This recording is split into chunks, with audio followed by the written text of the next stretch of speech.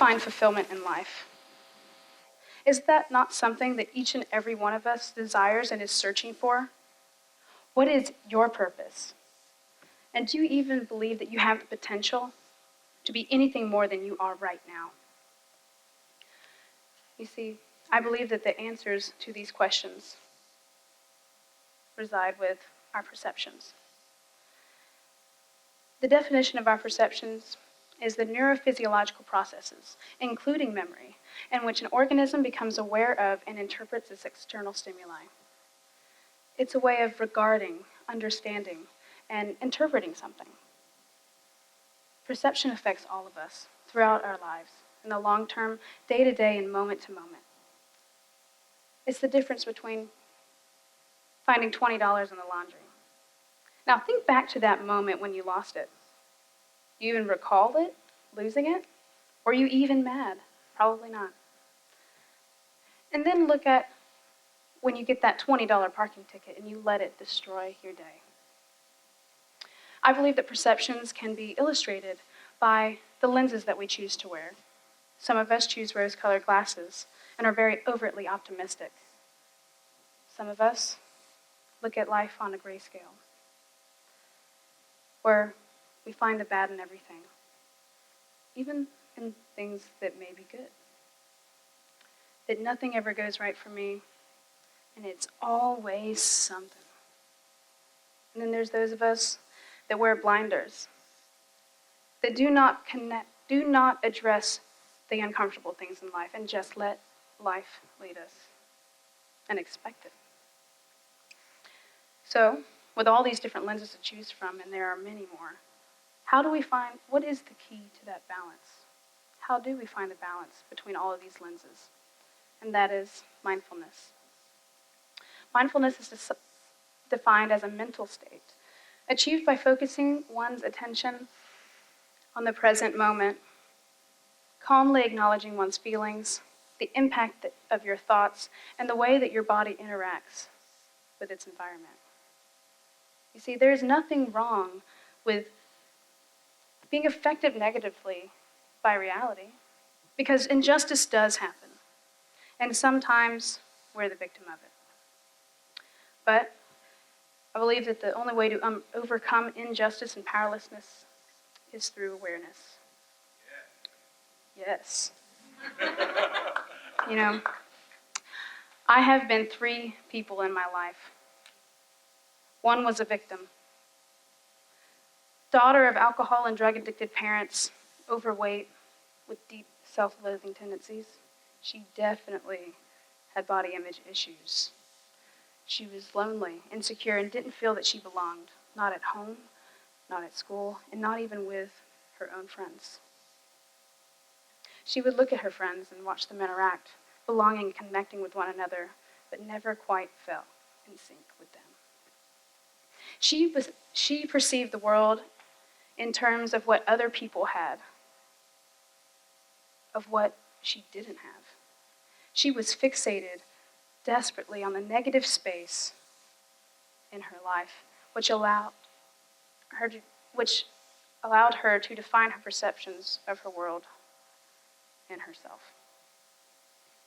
Therefore, she sought attention desperately, and she wanted to be profound. So in conversations, she would find insecurities in others and bring them to the table. Call people out on their stuff in an attempt to make her feel superior to them. She was rebellious and even on occasion suicidal. She believed that there was no God or higher power, that we were just a speck of rock hurtling through an indifferent universe, playing out a script not written by us nor for us, and any attempt of meaning was futile. Then, I was an actress. I was creative, artistic, charismatic, an honor roll student, deeply accepting of others, and anyone had permission to be my friend. Involved in school, always enjoyed being in leadership roles in our extracurricular activities. In contrast to the victim, she believed in something bigger than herself, that there was an order to the universe and that she played an integral part of it. She would stand up to bullies like the victim. She celebrated people's differences and in the way that they perceived themselves. She would lift people up, be a light in the room to negative situations. She would help people realize their goals. And she also had something to say, always. But she wanted wisdom and weight behind her words. She was desperately fixated on others perceiving her as someone who had it, who had life figured out. She was the definition of fake it till you make it. All while realizing that she was faking it. And before you now is the woman. I am committed to growth, confronting myself on all levels. I've found mentors who brought attention to the destructive self-talk that I fed myself. Things like, this may sound stupid, but where are my keys? And I no longer define myself purely through the circumstances that are handed to me. I even had the courage to become an entrepreneur. But I now believe that I'm a survivor above being a victim. And dedicated to new ways to look at the world and experience new things. Rather than being perceived as wise now, I actually strive to becoming that wise person that I wanted to be perceived as previously. Now I have a willingness to fail, pick myself back up again because I know that I will be a better person for it.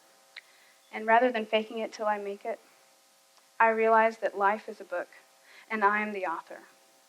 That making it is a process and one is in a perpetual state of becoming.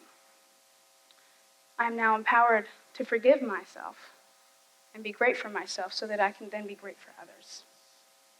Wow, what a journey. What changed? Well, in my search for self-actualization, I couldn't help but think to myself, I cannot be the only one suffering. Isn't that suffering something that makes us all human? Well, I began to search. Not a search for what makes us human, but in a search for what connects each and every one of us in this infinite universe. And how to find meaning in that, and to live a life that's more fulfilling. Now, there are many laws that govern our universe. Many of them you're familiar with. Some are the law of cause and effect and the law of relativity. But there is one that is commonly overlooked, and that is the law of vibration. Now, I'll take it easy on you guys, and I'll touch on this here. But the law of vibration states that everything that exists, seen or unseen, is in a constant state of motion. It is vibrating, and that nothing rests.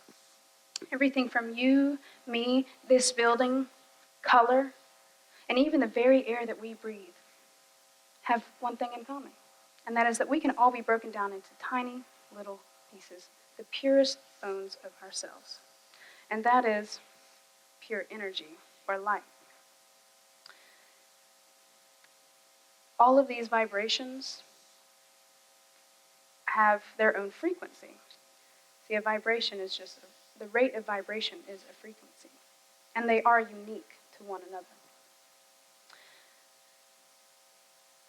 The law of vibration also states that the same principles of these physical things that I've described also are correlated with our thoughts, feelings, and desires.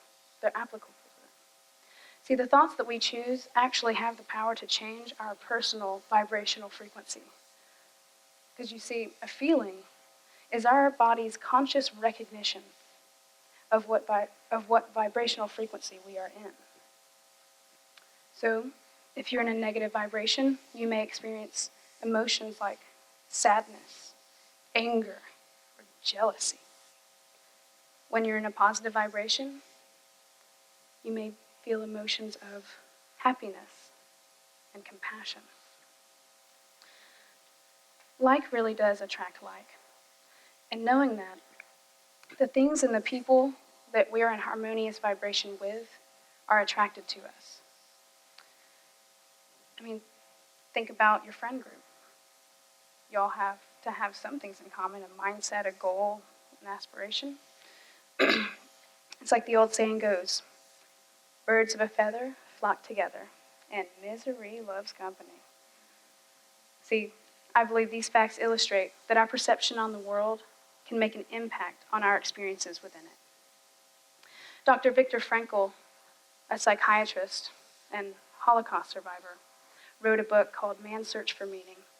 And in that book, he wrote, between stimulus and response, there is a space. And in that space is our power to choose our response. In our response lies our growth and our freedom. Reading that gave me freedom. It gave me power. It conveyed the importance to me, once again, of mindfulness. It takes practice, but you don't have to be good at it to see results. You have the power to change the course of your life.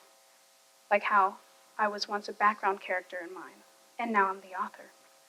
I've instilled this in myself, to be more mindful of my thoughts and my intentions. But I hope you understand, fulfillment does not exist in a vacuum. It's not just something you put a cup on, put a lid on, and you carry around with you. It's something that you choose to have with you and strive towards. See, I believe that by being mindful of how we perceive the world, we can reshape our experiences in it to live a more meaningful and purposeful life. You have the power to change your perceptions. So I invite you to take a seat in that space between stimulus and response, knowing that you have the power to change the course of your life forever. All you need to do is try. Thank you.